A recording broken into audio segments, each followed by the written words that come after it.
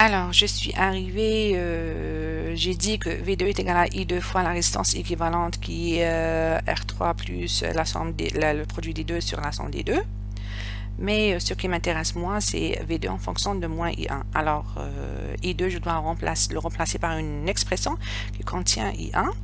Alors, qu'est-ce que je peux dire? I2 va venir ici, va se diviser en deux parties. Ce courant-là qui est moins I1 qui m'intéresse est égal à quoi? Est égal à R2. Diviseur de courant est égal à R2 sur R2 plus R1 fois I2. Et je le remplace et j'obtiens T12. Voilà. Maintenant, ce qui est nouveau ici, c'est pas cette méthode, parce que cette méthode, c'est la même qu'on a utilisée avec les matrices impédance, admittance et hybride dans les exercices précédents. L'intérêt de cet exercice, c'est de découvrir la deuxième méthode. La deuxième méthode qui consiste à écrire les équations directement. Alors, moi, qu'est-ce que voilà. Alors, voilà, j'ai besoin de ça. Très bien. Alors, la deuxième méthode consiste à écrire les deux équations directement, sans jouer à annuler les termes un par un. Qu'est-ce que je fais? Qu'est-ce que je me dis? Je me dis que on a un système qui est composé de deux équations. La première équation donne la tension V2 en fonction de V1 et I1, et la deuxième équation donne I2 en fonction de V1 et I1.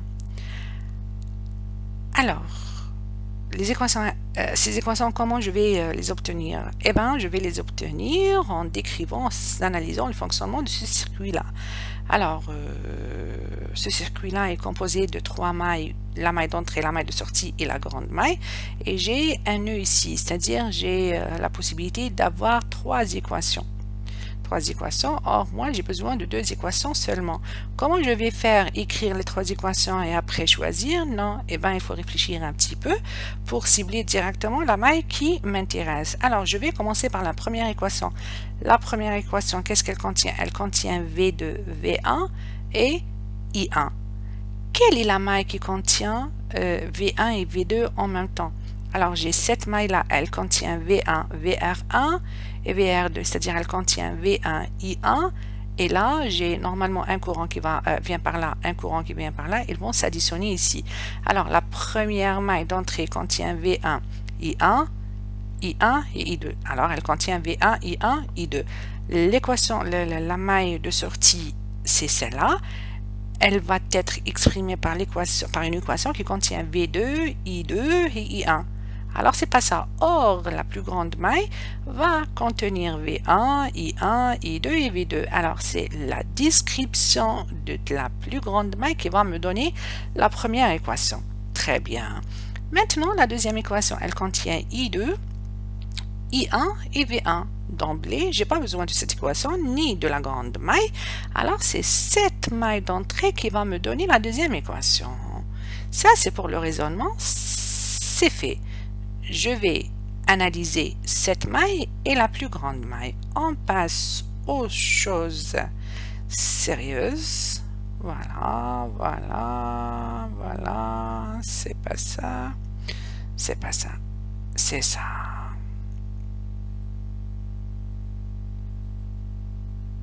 Attendez, je vais directement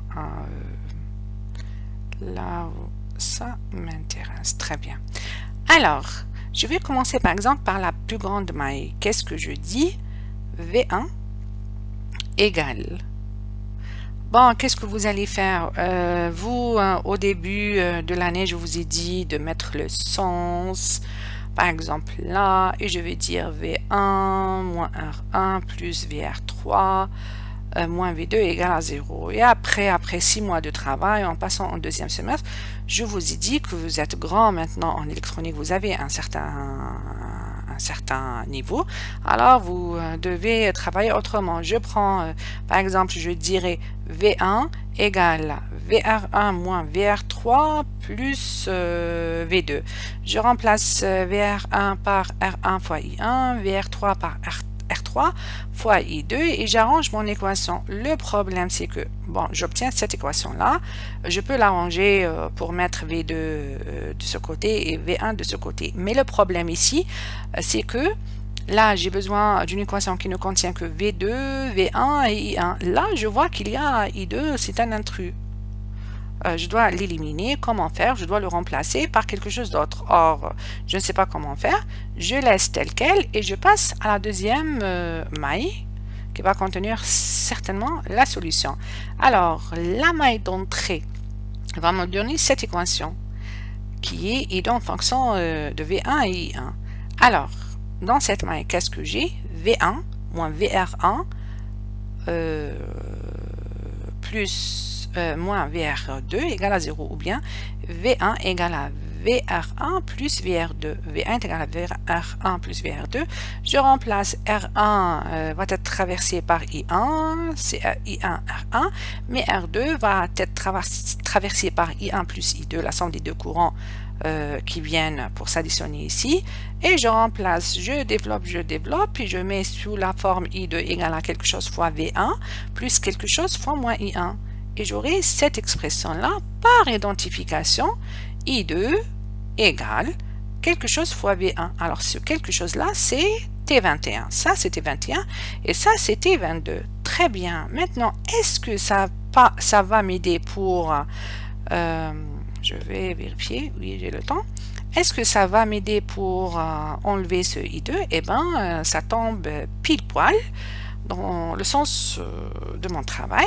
Je remplace I2 par son expression ici. Et qu'est-ce que j'obtiens?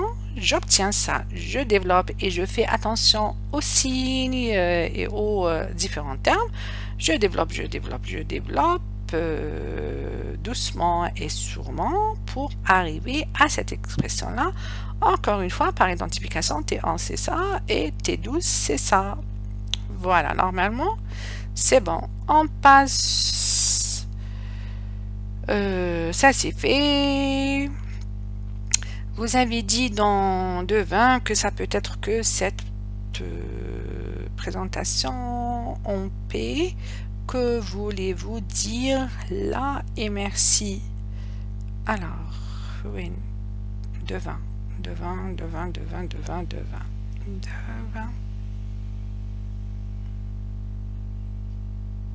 Quadripole, on a les paramètres d'entrée V1, I1, on a les paramètres de sortie V2, I2.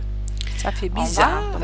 Pour les courants, c'est simple. On a I2 qui va venir par là, I1, ils vont et qui n'a rien à voir avec ça. Ça peut être en pi ou autre. Alors, on a notre quadripole, on a les paramètres d'entrée V1, I1, on a les paramètres de sortie V2, I2.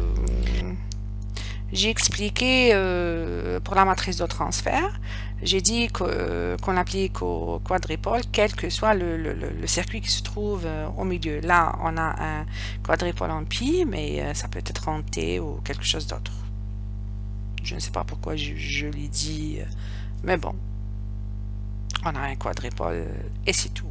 L'entrée, sortie, paramètres d'entrée, paramètres de sortie, on s'en fiche de ce qui se trouve au milieu. On va l'analyser comme on faisait avec les circuits électriques, moyennant les lois de l'électricité. Bon, ça c'est fait, ça c'est fait.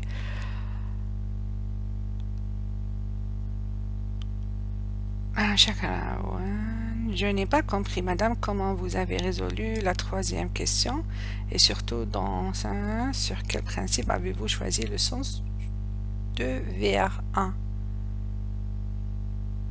Ok. Troisième question.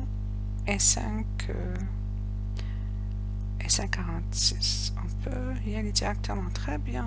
Alors, mon équation, vous l'avez deviné, c'est A. Et là, j'ai R1. Pour la deuxième équation, je cherche I2 en fonction de V1 et moins I1. Alors, je cherche V1 en fonction des deux courants. V1 égale à quoi? quelle est la relation entre V1 et ces 3 courants, seulement sans V2. Il n'y a pas de relation directe, mais je sais que le problème, c'est ça. I1 et I2, qui sont deux courants qui vont venir des deux côtés de R1. Alors,